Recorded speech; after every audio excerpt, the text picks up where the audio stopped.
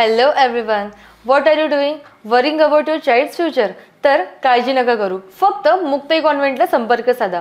Because here you get learning with the excellence, quality education, science-based activities, play-based games and interactive learning. With all these modern teaching methods and strong parent-teacher communication, then what are you waiting for? लवकरात लवकर आपल्या पाल्याचे admission Muktai कॉन्व्हेंटला करा. Location आहे Muktai convent, Chetananagar, Sundarkhed, Buldhana.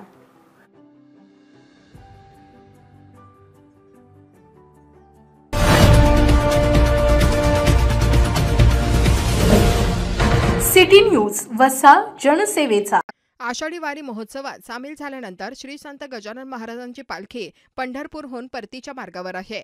आज या पालखीचा अंतिम टप्पा आहे. त्यानिमित्त श्री संत गजानन महाराज उपासना परिवाराकडून महाराजांना 1,11,111 मोदकांचा महाप्रसाद अर्पण करण्यात येणार आहे.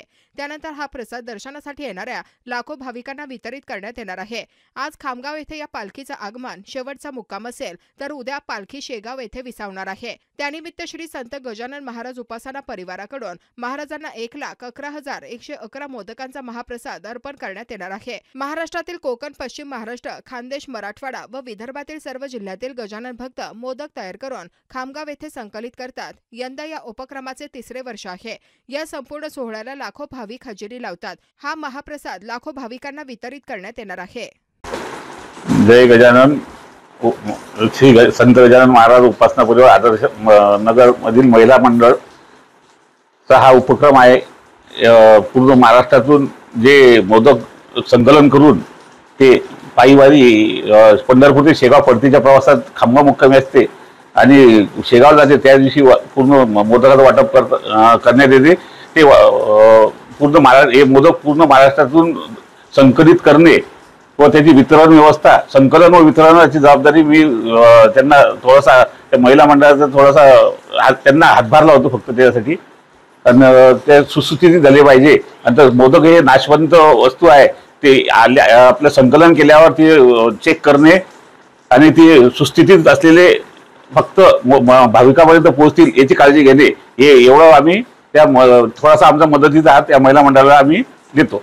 मी सुवर्णा जसवंत सिंग चौहान. आम्ही गजानन महाराज उपासना परिवार आदर्शनगर खामगाव. आमचा यावर्षी 1,11,111 मोदकांचा संकल्प होता.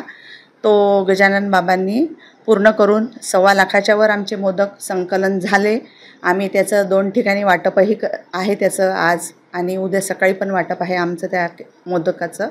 आणि यावर्षी पूर्ण महाराष्ट्रातून छान आम्हाला प्रतिसाद मिळाला. असाच प्रतिसाद दरवर्षी आम्हाला मिळो आणि अशीच सेवा आमच्याकडनं, बाबांची सेवा आमच्या हातून सगळ्यांकडनं होईल, हीच माझी श्रीचरणी प्रार्थना आहे. मोदकांचा संकल्प तुम्हाला कसा तुम्ही केला आणि पूर्ण महाराष्ट्रातून मोदक कसे जमा होतात? आम्ही मोदकाचा संकल्प 2022ला निकमताई आहे त्यांनी वाटले होते पुण्यावरून येऊन 1 लाख. मग माझ्या भिसीचे आम्ही आहे मैत्रिणी आदर्शनगरच्या, आमचा मस्ती ग्रुप आहे. तर आम्ही म्हटलं त्यांना की त्या पुण्यावरून करू शकता इतक्या दुरून सेवा, तर आपण खामगावला इतक्या जवळ राहतो तर आपणही करू शकतो ही बाबांची सेवा. तर आम्ही 2023ला 1 लाखाचा संकल्प केला होता मोदकांचा आणि पूर्ण महाराष्ट्रातून आम्ही ते सगळ्या संकलन केंद्रावरनं जमा करतो.